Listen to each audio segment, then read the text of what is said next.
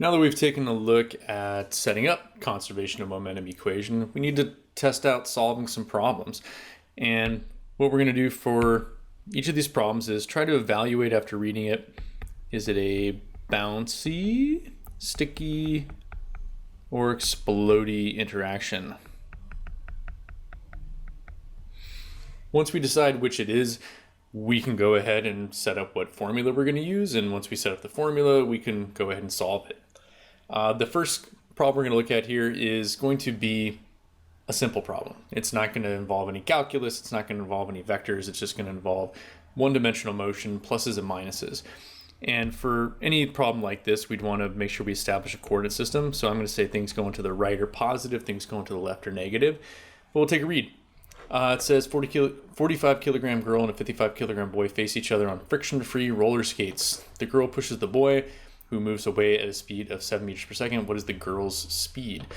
So in this case, it's asking speed, so it's not implying direction, but we're going to have to solve including directions first. So we should end up with, if the boy here is moving, sorry if I'm putting too many gender stereotypes here, longer hair, we're going to call that the girl. So the boy moving to the right, the girl moving to the left, we should end up with a negative velocity there. But looking at it first, they're both at rest sitting there, so they're together, and then in the end, they're separate. So this is together to separate, it's explodey. So with it being explodey, we can go ahead and set up the formula as m1 plus m2 multiplied by some initial velocity vi should equal m1 times v1 plus m2 times v2 for the final scenario. And this was pretty straightforward. We don't need to get into too much detail in terms of writing things out, but as this is an example problem, underneath here, we're going to call object 1 and object 2, when I'm objectifying both the boy and the girl. So object 1 and object 2 in terms of keeping track of things. So we'd have the mass for M1 is going to be 45. Velocity V1 is going to be 0. And I'm going to drop the vector hats pretty soon here since it's all one-dimensional. There's no y components. M2 in the initial side is going to be the 55 kilograms. Sorry, I left the kilograms off there. And the V2 is going to be 0 because, again, not moving. And then after the interaction, the dotted line here is going to denote the interaction. The mass is the same, but V1 is going to be our question mark, and V2 is going to be positive 7. So we've established that it's an explodey interaction. We've established what the velocities are, what we don't know. The only thing that we don't know in this problem is the velocity for object 1 in the end. So let's solve it. Let's go and crank through this. So we got 45 plus 55. The two objects together have one combined mass at 0 velocity. So I'm not even going to bother adding those two numbers together. It's just going to be 0. In the end, I've got the 45 times an unknown velocity. I said I was going to drop the vector hats, but I just can't do it. 55 times positive 7. And so at this point, I think I'm going to have to get my calculator out. Get my virtual calculator going here. So I've got 55 times 7. That's going to be 385. So I've got 45 times V1 is whoops, I'm getting ahead of myself there, is equal to 385. Sorry, plus 385. Just hang in there. We'll get through this. So if we end up solving that, we subtract, we divide. We have 385 divided by, well, in this case, be negative 45. We move the 45v to the other side. And we'll get negative 8.56, or yeah, let's just go and say that, negative 8.56.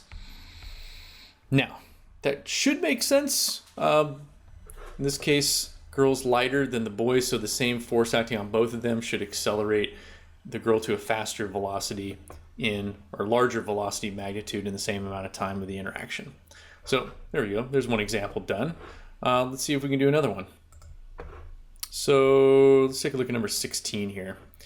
16 says because we're getting some vectors here. This is good stuff. A 3 kilogram ball with initial velocity of 4,3 meters per second collides with a wall and rebounds with a new velocity of negative 4,3.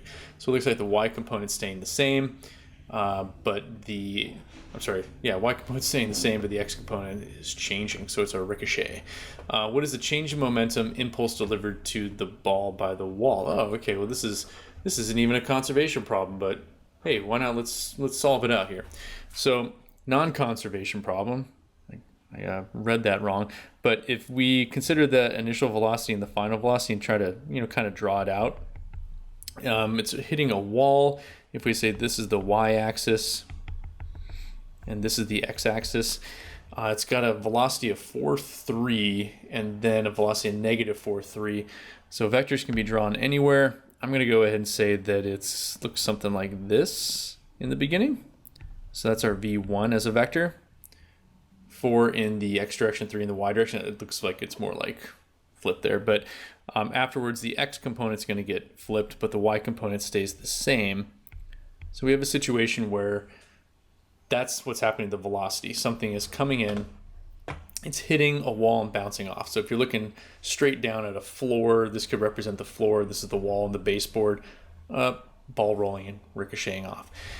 If we want to know what the impulse / change in momentum is, we can say that impulse is equal to delta p.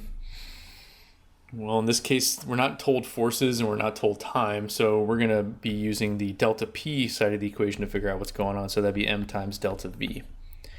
And in this case, we know that the mass is 3. The change in velocity will be whatever our final velocity is, negative 4,3, minus our initial velocity, which was 4,3. And if we go ahead and get that as a vector, we'll have 3 times, let's see, that would be negative 8, comma 0. So our impulse / change in momentum would be a vector that has negative 24, comma 0 as its values. And we can write that as kilogram meters per second, or we could write it as Newton seconds. In this case, this should make sense that the impulse would have to be same direction as the force. And since there's no change in the y components, the force has to be completely acting in the x direction, but in the negative x direction. It's making it lose its positive x velocity and gain a negative x velocity. So our impulse is only in that direction. So most of the other problems in this homework assignment are non-vectors if they're involving conservation of momentum. So we're going to jump down to one that's two-dimensional. We're going right to the heart of the matter here. Going to the first of the tricky Ricky problem, not that formula, but just kind of difficult problems here. So it says 3 kilogram ball of clay is moving toward a 4 kilogram ball of clay as shown below. Calculate the new velocity of the clay balls after they collide with each other, after they collide and stick together. So it's sticky. You got that clue. But it's two-dimensional. So if we want to use that sticky formula and write m1